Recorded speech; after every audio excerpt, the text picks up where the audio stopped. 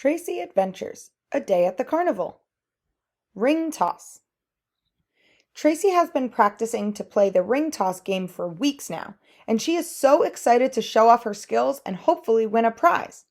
She spots the game and sees that no one is playing at the moment, so she crawls right up to the booth. "May I play this game?" "Sure, that will be 2 tickets." She pulls the tickets from her shell and hands them in. She can't wait to give it a try. To help Tracy play the ring toss game, let's learn a bit more about functions. Remember that functions let us run multiple lines of code using a single command. Functions must be defined, which tells the commands to run when the function is called. We have practiced calling functions, so now let's see how we can define them. To define a function, we start with the keyword def. We then write the name of our function.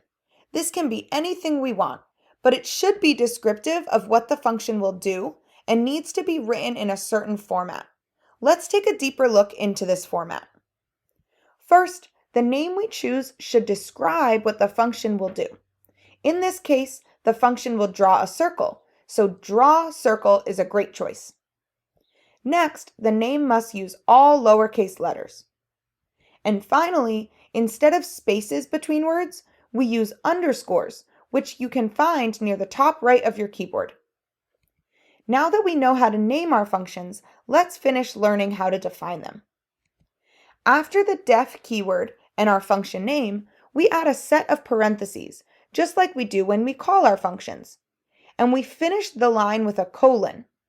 This indicates to the computer that whatever comes after will be included in the function. Basically, we're saying, these are the commands we want to run when we call this function. We can use any commands we like inside our function, even other functions, which we'll see in a bit. The most important thing, though, is that any commands we want to be included in our function must be indented. If we instead wrote our function like this, the end fill command would not be included in the function. This command would not run when we call the draw circle function.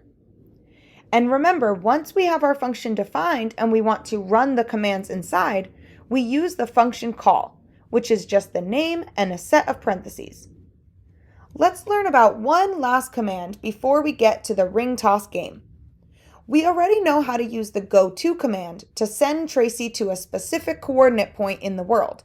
But if we just want her to move forward a certain amount from where she's currently standing, we can use the forward command. To use this command, we write the keyword forward, and then inside parentheses, we write how far we want her to travel. Now let's see if we can help Tracy win a game of ring toss.